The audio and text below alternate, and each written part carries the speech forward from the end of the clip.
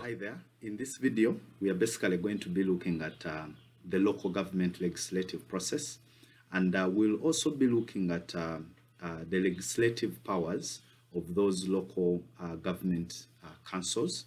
But then also we'll also be discussing the justification for the legislative process. That is the legislative process of how statutory instruments and bylaws are made by the local government. Then also, I will also be looking at the safeguards for this delegated legislation, or what is also known as statutory instruments. So basically, let's start right away by looking at those various components. And also at the end of this video, I'll be sharing with you a question. We'll go through one of the questions so that I'm also able to show you how a certain question, if set on this aspect of local government delegated legislation, can actually be attempted or looked at. Hello there once again. My name is Mutiawa Conrad. I'm a lawyer and a private law tutor. And before we start on our class, I encourage you to ensure that you subscribe to my channel. Also turn on the notifications so that every time videos are released, this is brought to your attention. And then also, very importantly, for students who are interested in private law tutorial sessions, please feel free to reach out to us.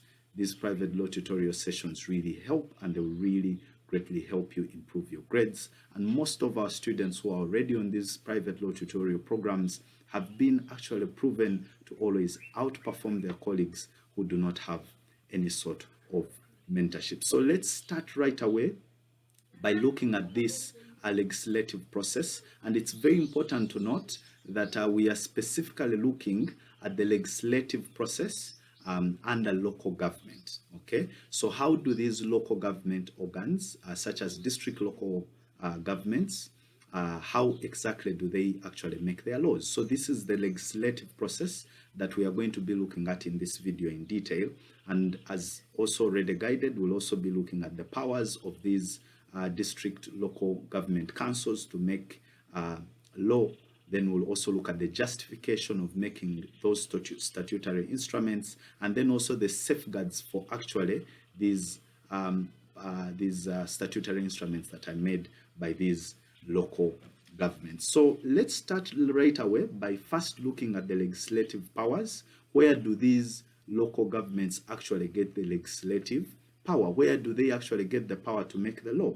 So we are going to interrogate that aspect a little bit more in detail.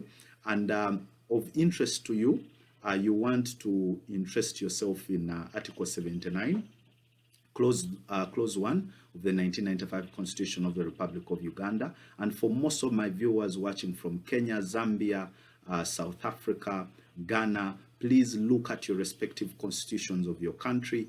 They must be having a certain article or clause in your constitution that actually allows the parliament of your country to make law. But for the 1995 Constitution of the Republic of Uganda, please look at Article 79, Clause 1, which actually gives the Parliament of the Republic of Uganda power to make law. So it's only Parliament, as a general rule, that can actually make laws for the administration, peace and security of the country. But however, it's also very important to note that under Article 79, Clause 2 of the 1995 Constitution, it actually allows Parliament to allow other administrative organs such as the local government, district or otherwise to also make law. So it's important to note that as a general rule, Parliament has powers to make law, but under Article 79, Clause 2, it can also allow other entities such as local governments to also make law. And this is what actually in law we call delegated legislation, the power to allow, or the power of Parliament to delegate some of its powers to other entities or administrative units for purposes of making law. So already on this channel, there is a class that actually looks at the legislative process of how acts of Parliament are actually made, or what we also call acts of Parliament, or how actually Parliament makes those laws. There's already a class on this channel. I encourage you to look at it after this class. But now we are going to specifically to be looking at the legislative process of making these laws by the local government councils. But for purposes of the legislative powers, look at that article, which I've shared with you. But also of interest to you, you want to look at Section 38, subsection 1 of the Local Governments Act, Cap 243. It's also very authoritative, which actually allows these local government councils to actually make law. Okay, so it is that authority that allows them to make law. Of course, the laws that they make are through, statutory instruments, and these are through ordinances. They can make laws such as ordinances. That is for district local councils. Okay, then when you go to a lower level, such as divisions, okay, those ones make bylaws. It's very important to note. For district local government, they make ordinances. Then for divisions and lower administrative units, they make bylaws. Okay, but for this video, again, specifically, we're going to be looking at the legislative process of how ordinances are made by the district local government councils, okay, or what they also call the local government units. So basically, that is the legislative power. Okay, it emanates from Article 79 of the 1995 Constitution, and also Section 38, subsection 1 of the Local Governments Act, Cap 243. These two authorities actually provide for delegated legislation. We say that delegated legislation, this is simply the power that has been given to an entity or the local government units to make laws by Parliament. That is what we mean when we talk of delegated legislation. So having looked at the legislative powers of these district local government councils, let's now proceed to actually look at the legislative process itself in material detail. Now, it's important to note that this legislative process actually has a number of steps, okay, that we're going to be interrogating in detail. But however, before we look at those steps in material detail, it's also very important to lay out what we call the preliminary process. So we are now going to proceed to discuss this process in detail. But the process actually starts with some preliminary steps. There are other steps that actually start before the actual making of these ordinances commences. And these steps are really very, very important for you to know as well. So the preliminary steps that are that must be in place, or that must be put in place for the lawmaking process to be thrown in motion, are as follows. So one is the appointment of the law committee. So when these ordinances are being made, okay, by these local government councils, they start by appointing what we call a law committee, okay, and this is appointed by the district council, okay. So the moment that is appointed, it is also very important for you to know the composition, okay. So this law committee, okay, is actually composed of 7 members, and these 7 members include the COW, or the Chief Administrative Officer, the Clerk to Council, the Legal Officer, the Coordinator, that is for Community Service, and then 3 co-opted members, okay? So the committee can also co-opt 3 other members. That is basically the first step. The second step is what we call problem identification for legislation. So this committee, the law committee, has to proceed to actually identify the problem. What is the problem that we want to legislate on? Is it that there is a lot of rubbish in the city or in the local government council area? What is it? Is it noise? So that committee will go on, or rather the technical officers or leaders, they will proceed now to actually identify the problem which they want to legislate on by making the ordinance. We say that ordinances are simply laws that are made by the district local government. Then we say the lower units of the local government actually make bylaws, okay, which are all types of laws, okay. So basically that is the second step. Let's now proceed to look at the third step, which is known as examination of existing laws and identification of gaps. So this group of leaders then proceed to examine the existing laws. They look at the various ordinances and statutory instruments and acts to ensure that actually there is no repetition of laws, because they may make a law thinking that there is no any other law to curb that problem that has been identified, whereas actually there is already a law. So they have to go on to actually examine existing laws to ensure that there is no any other law that actually covers the problem. The fourth step is what we call consultation stage. So the consultation stage here, this is for purposes of consensus building and determination of successful implementation. Okay, for example, this consultation can be done through rallies, through questionnaires, asking residents of an area, through holding meetings with them. That is basically the consultation stage. So you consult with the people. What are their problems? You tell them that we are proposing to bring an ordinance. Okay, what is your view about it? You pick their opinions, and that is the fourth step. Then the fifth step is what we call drafting stage. So this committee, the law committee, actually proceeds and its members to draft, okay, the proposed ordinance or the bill. Now, this is after receiving a report from consultation, because the moment consultation is done, the committee now receives a report is received. It is from that report where actually there is preparation of summary aspects to be covered by the bill in consultation. This has to be done in consultation with the COW, who is known as the Chief Administrative Officer, who is the technical officer on the district level. So this drafting stage basically encompasses those aspects. So basically those are the preliminary steps for the legislative process of an ordinance. Okay. However, after this fifth stage, we now proceed to another stage, which is stage number 6, and that is known as introduction of the bill. Okay, so finally, our bill now is introduced for an ordinance by a council member or a clerk. So either the council member who has initiated the bill or the clerk then introduces the bill, and this is by way of motion. Okay, this bill is introduced by way of motion with an attachment of the bill. So you attach your bill and introduce it to the council by way of motion. Please, I encourage you to look at Regulation 15 of the Local Government Council Regulations. It provides for that requirement. Before we proceed to our 7th step, please, I encourage you to subscribe to my channel so that you're always able to receive these videos, and also turn on your notification. Also, as I promised, at the end of this video, I'll be sharing with you a very interesting question, which we'll go through, and I will be teaching you how to approach this question and how to answer and make a proper legal analysis. So let's proceed now, and we'll look at the 7th step, and that is what we call publication of the bill. So the bill now will proceed to be published.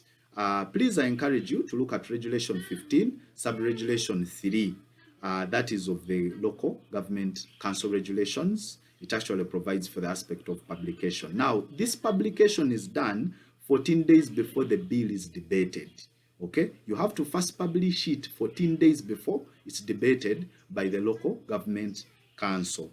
And this is done by one of the following ways. One, by fixing a copy on the outer door of the district council office, or include it in a local newspaper. You can actually put an advert and you put it in the local newspaper, or you give copies to the public physically, among others.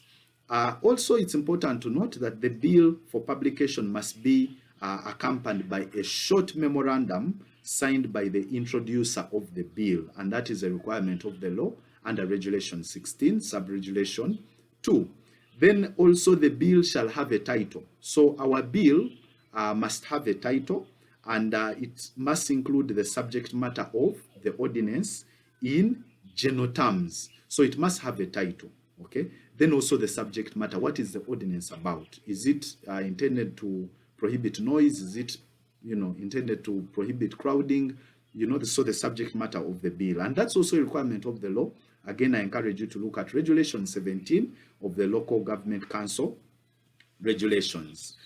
Then also of interest, the bill must have an ordinary, an ordaining clause placed immediately below the title. So after the title of the ordinance, when it's being drafted, it must have what we call an ordaining clause, okay, which is immediately after the title of the ordinance. That is a requirement of the law under Regulation 18. And that ordaining clause basically is a statement, it's a legal statement, which basically reads something like, be it ordained by the council of, let's say, Mukono district as follows. Okay, that is what we call the ordaining clause. So it must also be there under the title.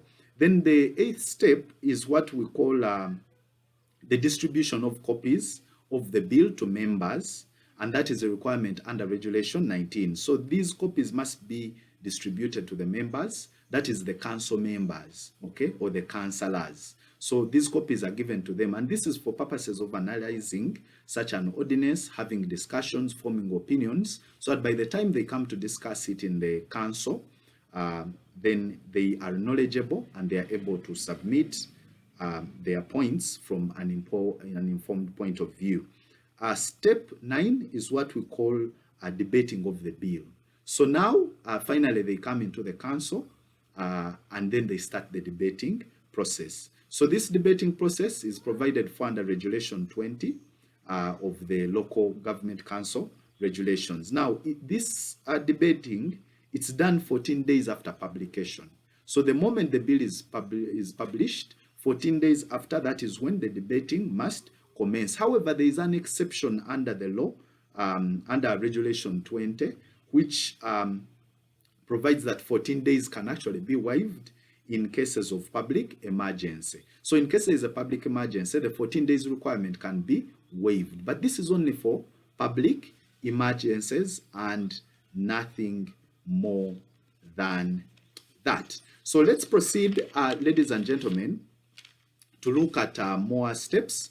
And basically, after that, what proceeds here is that the introducer of the bill finally introduces it on the floor of council. So they have to introduce it on the floor of council, okay? And after introducing it on the floor of council, the clerk reads the title of the bill, okay? So he reads it to the members of the council. The introducer of the bill gives an introductory speech, giving reasons for the bill, okay? Why is he supporting the bill and what are the reasons why they are bringing it? A full debate then follows, okay? So the council will debate the bill. Amendments at this time can actually be moved before the closure of the debate if there are any suggestions to the same. Then the closure of the debate, of course, after they have debated, there is closure of the debate. Then the speaker puts the question in respect of each clause of the bill as published or amended. After that, of course, they will then proceed to pass the bill, okay, or the ordinance, because at this stage it's not yet an ordinance, it's still a bill. So the using of both words should not confuse you. At this stage it's a bill, it's not yet an ordinance. It only becomes an ordinance the moment it has been passed by these council members. So the moment this bill has been passed, we then proceed to the 10th step in our legislative process, and that is what basically is known as forwarding the bill to the Attorney General. So this bill has to be forwarded to the Attorney General for purposes of legal certification, and this is a requirement of the law. I encourage you to look at Section 38, subsection 2 of the Local Governments Act, Cap 243. It requires that this bill has to be sent to the Attorney General, and the rationale really of sending it to the Attorney General is that the Attorney General is able to peruse through it, because for him he's a legal expert, so that he is able to advise whether this bill is contrary to the Constitution or any other law, and if it is, then he makes a recommendation back to council to make amendments to do away with the bill or otherwise. And if it's lawful, then he will also write a note to that effect. The 11th step is that is actually the signing of the bill by the chairperson in 5 copies. So the moment the Attorney General returns it, the chairperson will sign it. That is the chairperson of the district council. He will sign this bill and he will sign 5 copies. And the aspect of signing of the bill by the chairperson is really very important. And I'll share with you a very interesting case of Ara versus Wakiso Estates. It's a case of 1955, volume 7, Uganda Law Reports, page 137. And basically, here an accused was acquitted for being charged under an unapproved rule. So there were rules that actually were passed by the district local council and by the governor, but these rules were actually not approved, and the approval had to be by signature. and the accused was actually arrested and charged under those rules, and the court actually acquitted him on the ground that these rules, in making these rules, they were actually never approved. So the aspect of following due process or the law in terms of signing such a type of a bill is very, very important. If it's not signed by the chairperson, then it can be challenged for not being lawful. Let's now proceed to the last step. The second last step, that is the 12th step, and that is publication of the ordinance in the Gazette and the district. Okay, please, this is very important. It has to be published both in the Gazette and the district. A Gazette is simply a government, you can call it newspaper or article that is used for communication. So most of the, bills, important transactions, when they have been executed, they are actually communicated through what we call a gazette. Okay, so this ordinance of ours, because now at this stage it has become an ordinance, it has already been signed into law, so it is gazetted, and then also it is also published, okay, both in the Gazette and in the district. Okay, so it has to be also gazetted in the district and brought to the attention of the area citizens. Now, it must indicate, that ordinance must indicate the commencement date and number.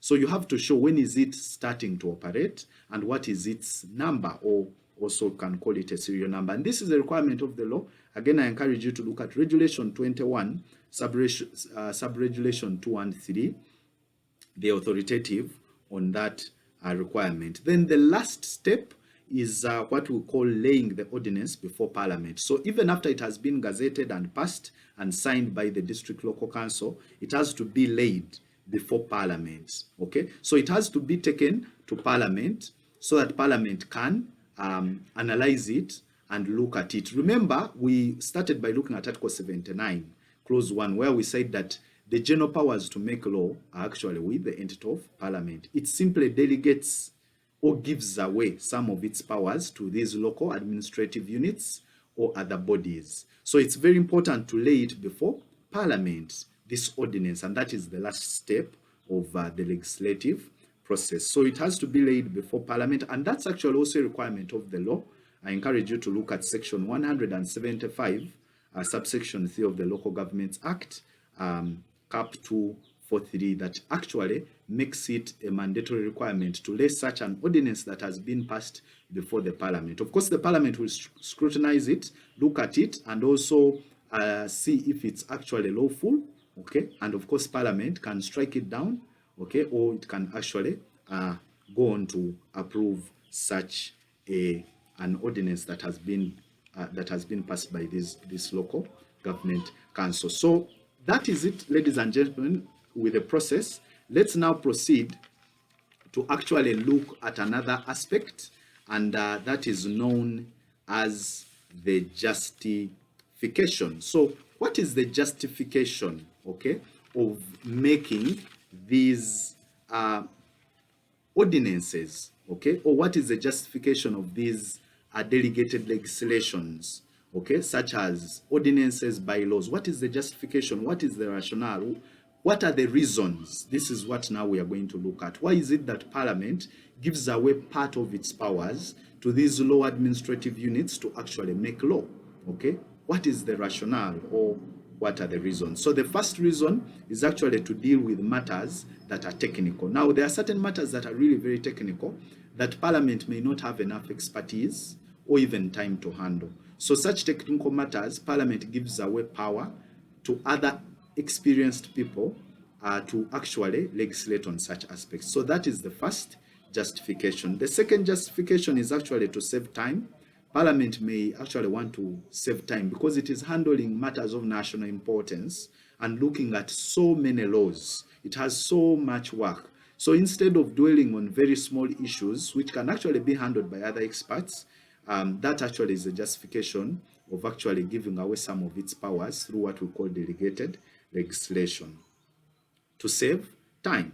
Then also the other point, which is point number 3, is actually to deal with trivial matters. So there are some matters that are really very small, and Parliament can give such matters to other entities to look at such small issues. That is the other justification. Then lastly, to enable the adoption of the act. So the other reason really is to enable that an act is adapted, okay, to the changing social and economic political conditions, because you see these statutory instruments, or what is also known as delegated legislation, or what you may also call ordinances or bylaws, okay? These are made and they can be changed. They're a little bit more flexible because they can be changed very easily, okay? And they can be changed whenever, for example, the social, economic, or political conditions of a certain area change, as opposed to acts of parliament. Whenever these acts of parliament have been passed, they are a bit rigid. It takes a lot of time to change them. But for delegated legislation, if a situation changes and there is need to change a certain law, it is more easier, okay, for such ordinances, statutory instruments, or bylaws to be actually changed. So that is basically the justification and reason for that. Let's now proceed lastly to look at the safeguards for this delegated legislation. So basically, what are the safeguards for this delegated legislation? Does it have any safeguards? This is what we actually want to look at. So let's proceed and we look at the safeguards for delegated legislation, or these can also be referred to as the tests, okay, for the validity of such delegated legislation, okay. So basically, these tests include the following. One is what we call antecedent publicity. Now, with antecedent publicity, this basically means that any subsidiary legislation, okay, such as an ordinance, a bylaw, has to be publicized. You have to publicize it, to publish it, so that the people can know it. And this antecedent publicity actually comes before the law has even been passed, or the ordinance, okay? So before passing of the bill, before even it's introduced, or during the process, you have to ensure that you actually do publicity. And this is a requirement of the law. I encourage you to look at Regulation 16, Sub-Regulation 1, which actually provides that the draft, okay, has to be published. We already looked at this when we are looking at the legislative process of these ordinances. So it has to be published, okay, so the public can know that there is an upcoming law that the local government is going to be debating, that it is planning to bring up. Then the other safeguard for delegated legislation is what we also know, or what is known as statutory consultation. So for these ordinances or bylaws, okay, or statutory instruments, there has to be what we call statutory consultation before they are made. And we also looked at this when we were looking at the legislative process, okay? Before they are actually brought into action, you have to ensure that you do wide-scale consultation with the people who are actually going to be affected by such an ordinance. So this statutory consultation is very important. And even when you read under Regulation 16, Sub-Regulation 2 of the Local Government Council Regulation, it requires attachment of a short memorandum on the bill before it's presented to the council, setting out the policy matter of the ordinance bill. And this policy matter actually emanates from consultation and research. So the aspect of statutory consultation is very important before these subsidiary legislation are actually passed into law. And these serve, all these safeguards serve as tests to the validity, okay? And in case these tests that I'm discussing for you are not complied with, then such an ordinance, bylaw, statutory instrument can actually be challenged in the courts of law, and it can always be declared null and void, or thrown out, or declared to be unconstitutional. Let's now proceed to look at the third safeguard or test, that is also known as subsequent publicity. Now, even after this bill or ordinance has actually been passed by the local government council, it has to be publicized. It has to be published so that again the public can know that there is a law that has been brought to the attention. And I remember we looked at this, we looked at the requirement of gazetting it and also making it wide known within the district. Again, I encourage you to look at Regulation 21, Sub-Regulation 3 of the Local Government Council Regulation, which actually requires publication of an ordinance in the Gazette or district after it has been passed. Also of interest, I encourage you to look at Section 16 of the Interpretation Act, which actually also requires every statutory instrument to be published in the Gazette. So there you are. I've shared with you two laws. The first is Regulation 21, Sub-Regulation 3, and also Section 16 of the Interpretation Act, which also provides for that requirement. Let's now proceed to look at the aspect of approval, okay, which is actually the other test, approval. Now, these statutory instruments, in most of the times, they have to be approved. So approval is the other test or safeguard for these delegated legislations. And as we already saw under Section 38, subsection 2 of the Local Governments Act, Cap 243, it is required that before such an ordinance is signed by the chairperson, okay, it must be forwarded to the Attorney General to satisfy its legality. That's really very, very important. Then lastly, is laying before Parliament or laying such an ordinance, statutory instrument or delegated legislation, you lay it before Parliament. And this is actually a requirement of the law. And we already looked at Section 175, subsection 3 of the Local Governments Act, which requires that any ordinance or any legislation passed by these local government councils has actually to be laid on the floor of Parliament so that these members of Parliament can have a look at it to see what the organ they delegated to has actually made. So basically, ladies and gentlemen, that is it really. Let's now proceed. As I promised at the end of the video, that I'll share with you a bonus in terms of a question, which we are going to go through, and then we see how such a question can actually be approached. So the question basically states that you have been approached by Naruoga, who is seeking guidance on the legislative process, and who is seeking guidance on the legislative powers and processes of Mukono District local government.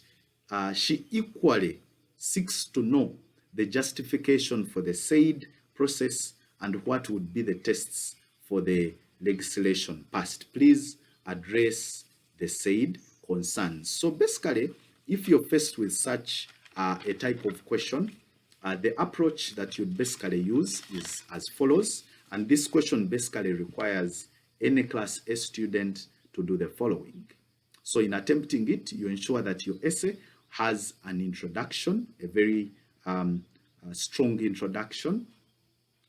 It must also, in that introduction, when you're looking at that question, talk about delegated legislation. What is delegated legislation? We already looked at this earlier in our discussion. Then define it. What is delegated legislation? Define it. Give examples of delegated legislations, such as ordinances, bylaws, regulations.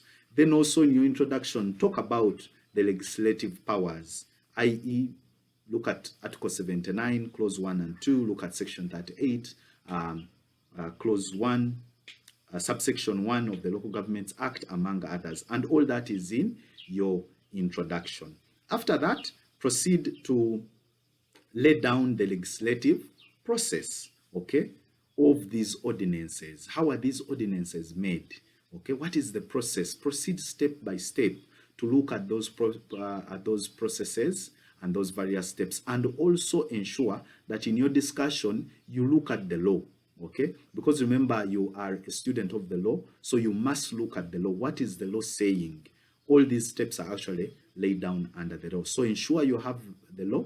Also marry in a number of cases and illustrate how these cases actually apply to the above. Then also thirdly, give reasons and justification for the legislation process in a district local council. So you give the justifications or the reasons for these ordinances, or for or for what we also call delegated legislation. What are the reasons? What is the rationale? Why is this delegated legislation very, very important? Of course, after that, you proceed to look at the tests for the validity of such legislation passed. What are the tests? Okay, what do we use to measure the validity of such delegated legislation? This is really very important. After discussing these tests, of course, as a student, you have to proceed to ensure that you conclude the question. Conclusions actually carry marks, about 1 to 2 marks, so it's very important you scoop them. So proceed to have a conclusion. Your conclusion should be analytical, okay? It should be a mature, strong conclusion, and it must be personal. It must also encompass your view. It should not be, again, too wide. Ensure that you keep it within reasonable length. So basically, that is what you would be required to include in your essay. It's very, very important to note that when you're answering such a question or any law question, you must always ensure that you attach what we call analysis. Okay, because as a lawyer or as a law student, you're required to always have analysis. So ensure that you critically analyze the question objectively. Okay, have your authorities write full citations. Okay, ensure that you look at all angles, a proper analysis. Most of the marks are given for analysis. Okay, so analysis is really very, very, very important. Please avoid plagiarism, avoid any copy and paste. Ensure that you keep your work natural. Where you have borrowed from certain sources, ensure that you have all the full citations and acknowledge work of other scholars. This is really very important. So thank you very much. That was all that we had for class. We meet again in another class. Bye-bye.